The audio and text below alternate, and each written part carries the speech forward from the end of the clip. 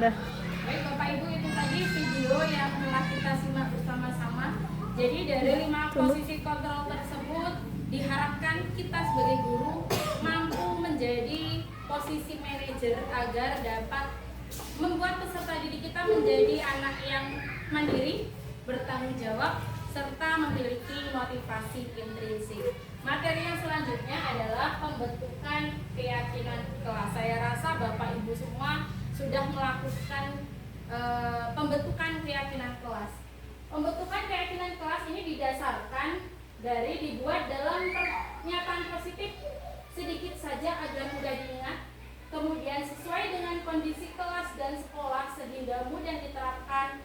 Yang terakhir, semua warga sekolah atau warga kelas dilibatkan dalam pembentukan keyakinan kelas.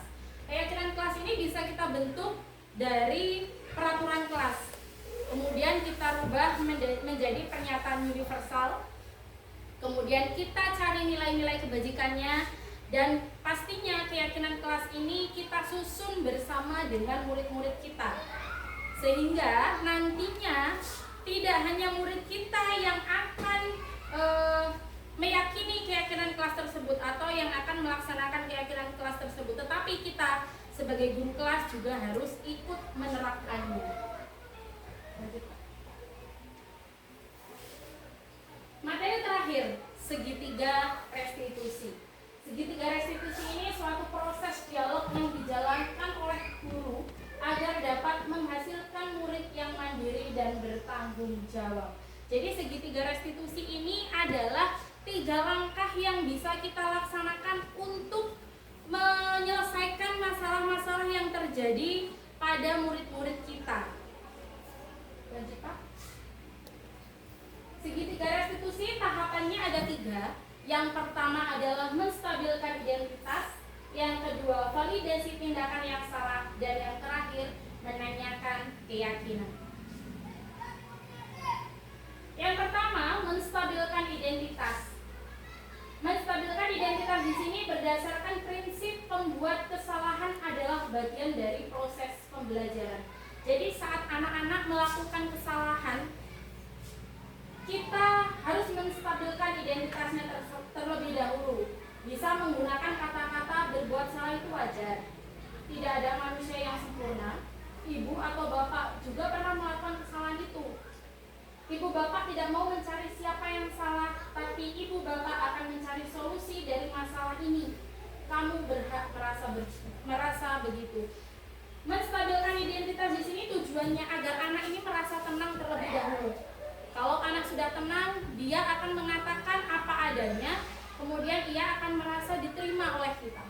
Selanjutnya, langkah yang kedua adalah validasi tindakan yang salah. Berdasarkan prinsipnya, setiap perilaku berupaya memenuhi suatu kebutuhan tertentu sesuai dengan materi yang sudah kita lalui 5 kebutuhan dasar manusia. Didasarkan dari itu bahwa perilaku setiap manusia itu ingin berusaha memenuhi dari kelima kebutuhan dasar tersebut, termasuk anak-anak kita. Kita bisa menggunakan kata-kata seperti kamu pasti punya alasan melakukan hal itu, padahal kamu bisa melakukannya lebih buruk dari ini ya. Kamu harus bangga karena telah melindungi sesuatu yang penting buatmu. Kamu melakukannya karena mempertahankan sesuatu yang penting bagimu. Di sini terkadang kita salah menanggapi masalah peserta didik itu seperti ini. Saat peserta didik menjadi seolah-olah korban, padahal belum tentu mereka itu korban. Bisa jadi penyebab utamanya adalah mereka. Karena apa? Kalau kita tidak melakukan langkah segitiga restitusi ini, bisa jadi kita salah mengambil langkah nantinya Bapak Ibu. Kemudian yang terakhir, menanyakan keyakinan. Berdasarkan prinsip dari teori kontrol bahwa pada dasarnya kita termotivasi secara intrinsik. Kita bisa menggunakan pertanyaan, apa keyakinan kelas kita? Nilai-nilai apa yang telah disepakati bersama? Seperti apa gambaran sebuah kelas yang ideal menurut kamu? Kamu ingin menjadi seorang yang seperti apa? Dari menanyakan keyakinan ini diharapkan kita menuntun anak menemukan solusi dari masalah yang mereka hadapi. Kemudian saya ingin bertanya Bapak Ibu, kira-kira segitiga restitusi ini bisa tidak kita laksanakan di semua kasus anak-anak kita? Bisa. Bisa. Oke. Pertanyaan selanjutnya, kira-kira kalau kasus berat, bisa tidak Bapak Ibu menyelesaikan dengan prinsip segitiga restitusi? Tidak ya Bapak Ibu. Jadi kalau untuk masalah berat, kita tidak dapat menyelesaikan hanya dengan prinsip segitiga restitusi, tapi kita terkadang perlu melakukan konsekuensi untuk anak tersebut. Contoh, misal anak mencuri, itu termasuk kasus berat.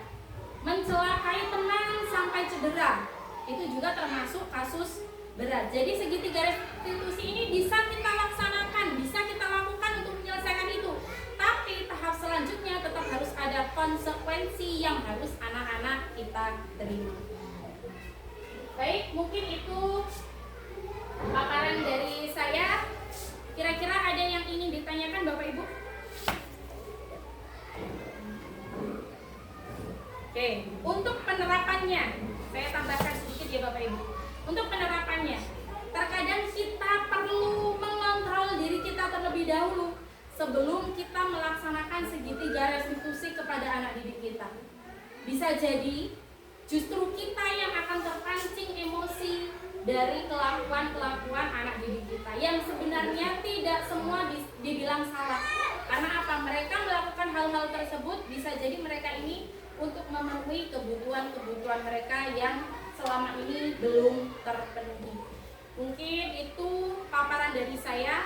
Apabila dalam penyampaian saya kurang berkenan untuk Bapak Ibu sekalian, saya mohon maaf. Saya akhiri. Wassalamualaikum warahmatullahi wabarakatuh. Waalaikumsalam warahmatullahi wabarakatuh.